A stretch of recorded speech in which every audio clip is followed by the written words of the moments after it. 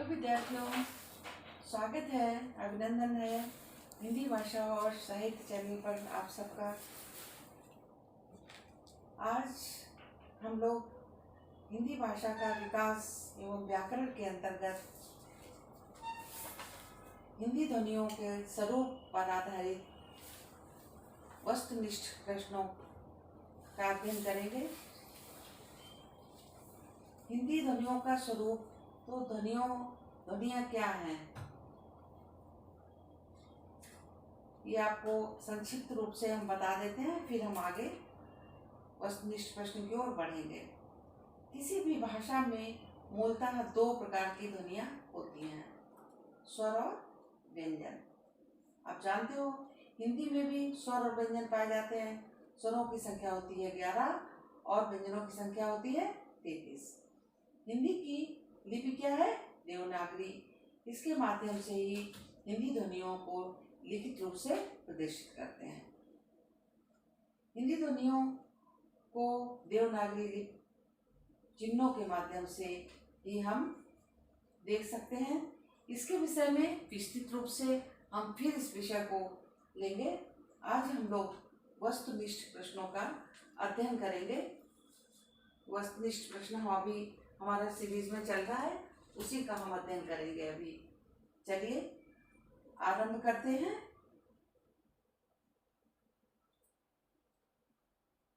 इनमें संयुक्त व्यंजन कौन सा है? निम्नलिखित जो लिखे हैं इनमें से संयुक्त व्यंजन कौन सा है?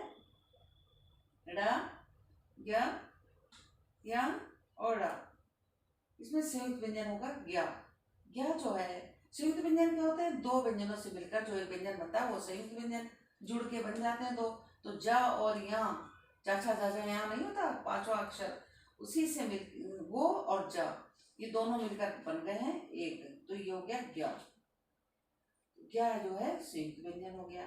निम्नलिखित में से कौन सा वर्ण उच्चारण की दृष्टि से दंत नहीं है? दंत दंत कौन से होते हैं अक्षर? ता था दा था ना, ये ता वर्ग जो जितना होता है वो दंत होता है। तो इसमें टा जो है वर्ड आया है, वर्ण ये ता वर्ग का नहीं है, दंत नहीं है। दंत जो है कौन से वर्ड होते हैं?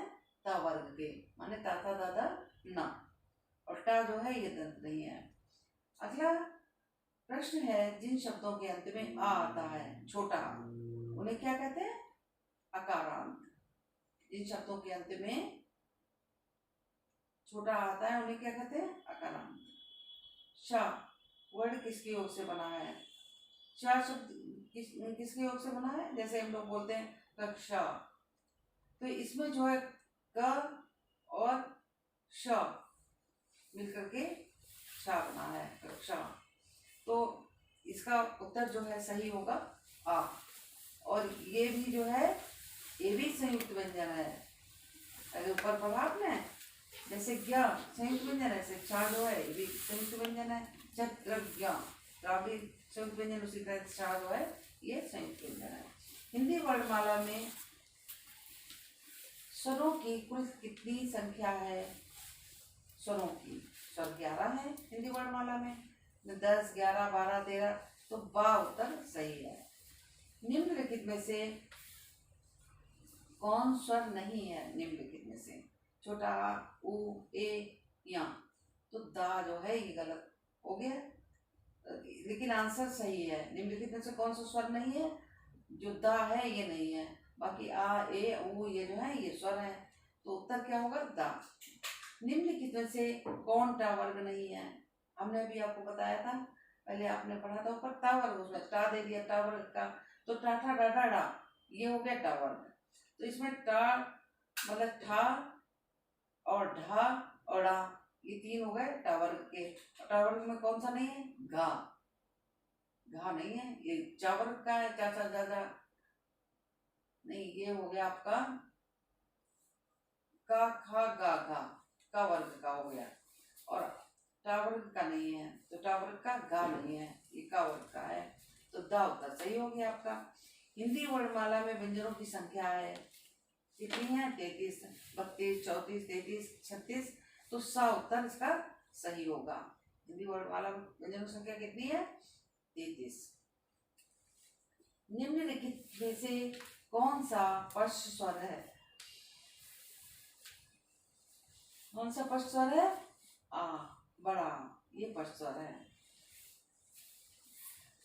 प्रश्न नंबर 10 का ग ज फा ध्वनियां किसकी हैं? संस्कृत की, अरबी फारसी की, अंग्रेजी की, दक्षिणी भाषाओं की? तो ये अरबी फारसी की है, का ग ज फ। हिंदी में मूलतः वर्णों की संख्या कितनी है?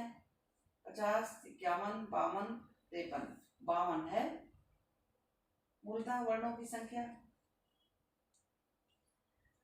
अगला प्रश्न है, तो सा उत्तर सही हो गया, 11 का सा सही है। और 12 चलो, श ध्वनि किसके अंतर्गत आती है? गत आती है। श जो है कक्षा वाला श आ गया, ये ध्वनि किसके अंतर्गत आती है? मूल स्वर, संयुक्त वर्ण, घोष वर्ण या तालव्य? संयुक्त वर्ण में। संयुक्त वर्ण है, जैसे अभी पढ़ा था आपने क्या, ये छ आ गया, ये भी संयुक्त वर्ण है। का और शा मिलकर के बनता है छा, तो ये संयुक्त वर्ण हो गया। दो वर्णों से मिलकर जो अक्षर बनता है वो संयुक्त वर्ण होता है। हिंदी वर्णमाला में अयोगवा वर्ण कौन से हैं? आ इ उ ऊ अंग आह। अंग आह जो है ये अयोग वर्ण है। अगला प्रश्न देखिए, निम्नलिखित में बताइए किस शब्द में द्वितीय व्यंजन है?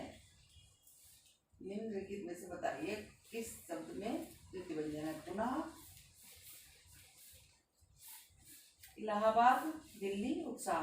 दिल्ली में जो है द्वितीय व्यंजन है। अब द्वितीय व्यंजन क्या है? द्वितीय व्यंजन जब एक ही व्यंजन दो बार आए तो वहां पर द्वितीय व्यंजन होता है। और संयुक्त व्यंजन में क्या बताया था कि दो वर्ण मिलकर के एक बनता है तो संयुक्त व्यंजन होता है। अब दिल्ली जो है ये क्या हो गया? द्वितीय व्यंजन हो गया। श, स, स, हा कौन से व्यंजन कहलाते हैं? प्रकंपी, स्पष्टी, संघर्षी या उष्ण संघर्षी? ये दा जो है ये लिखा है उष्ण संघर्षी, तो ये उष्ण व्यंजन होते हैं, उष्ण संघर्षी इन्हें कहते हैं। श, श, स, ह ये उष्ण संघर्षी, क्योंकि घर्षण होता है बोलने में इसलिए संघर्षी हो गए, और उष्ण होते हैं ये व्यंजन, तो ये उष्ण संघर्षी हो गए। श, श, स, ह। निम्नलिखित में से कंठ ध्वनियां कौन सी हैं? क, ख, य, र, च, छ या ट, ड़? कंठ ध्वनियां क वर्ग जो है ये कंठ ध्वनियां हैं क वर्ग की, तो क ख जो है ये कंठ ध्वनियां हो गई, क वर्ग हो गया। आगे आप देखिए प्रश्न नंबर 17, स्थान के आधार पर बताइए मूर्धन्य व्यंजन कौन से हैं? मूर्धन्य व्यंजन कौन से हैं आपके? ग, घ, ज, झ, ड, ढ, प, फ, स जो है ड, ढ, ढ, ये आपका मूर्धन्य व्यंजन कहलाते हैं। निम्नलिखित में से अल्पप्राण वर्ण कौन से हैं? आ, ग, त, था, धा या फा, भा? तो इसमें जो है अल्पप्राण व्यंजन वर्ण जो है वो बा है। अभी आप ये पढ़ लीजिए और इसको जैसे ही समाप्त होता है ये चैप्टर, तो इसके पश्चात हम आपको अल्पप्राण और महाप्राण विस्तृत रूप से समझा देंगे और स्वर और व्यंजन को भी बताएंगे। तो चलिए आगे बढ़ते हैं। निम्नलिखित में से अनुनासिक के व्यंजन कौन सा है? श, य, ग या जा? इसमें य जो है ये अनुनासिक व्यंजन है। बा। किसका उच्चारण बिना स्वर की सहायता लिए नहीं किया जा सकता?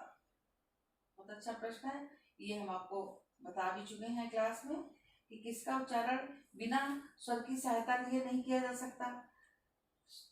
स्वर व्यंजन दोनों, इनमें से कोई नहीं। किसका उच्चारण बिना स्वर की सहायता लिए नहीं किया जा सकता, मतलब बिना सहायता हो ही नहीं सकता, तो ये व्यंजन होते हैं। स्वरों की सहायता से ही व्यंजन बोले जाते हैं। स्वर जो है इनको किसी की आवश्यकता नहीं पड़ती है, ये अपने आप में स्वतंत्र होते हैं, ये बोले जा सकते हैं। किंतु व्यंजन जो होते हैं ये अधूरे होते हैं, तो ये स्वरों की सहायता से बोले जाते हैं। तो इसमें जो है बा आपका सही होगा। स्वर व्यंजन दोनों इनमें से कोई नहीं, तो बा आंसर इसमें सही आपका। फिर है चंद्र बिंदु का प्रयोग किन ध्वनियों के लिए किया जाता है। चंद्र बिंदु का प्रयोग किन ध्वनियों के लिए किया जाता है? अनुनासिक ध्वनियों के लिए किया जाता है। अनुस्वार है तो अनुशासिक ध्वनियों है तो ना के लिए या माँ ध्वनि के लिए। अनुनासिक ध्वनियों के लिए चंद्र बिंदु का प्रयोग किया जाता है। अगला प्रश्न है 22, कौन सा व्यंजन स्पर्श संगीत संघर्षी वर्ग में आता है? कौन सा व्यंजन स्पर्श संघर्षी वर्ग में आता है?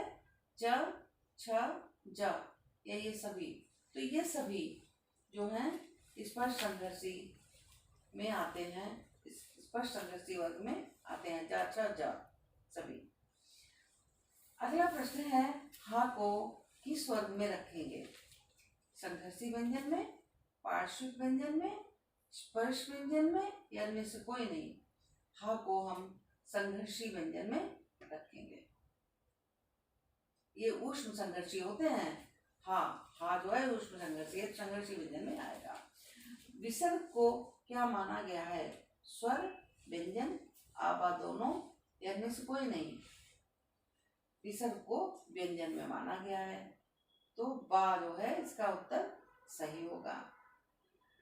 अगला प्रश्न है जिन वर्णों के उच्चारण में भीतर आने वाली वायु बिना किसी अवरोध के, अवरोध माने रुकना, रुके, किसी बिना किसी रोक के बाहर निकल जाती है, उसे कहते हैं स्वर, व्यंजन, अयोगवा, इनमें से कोई नहीं।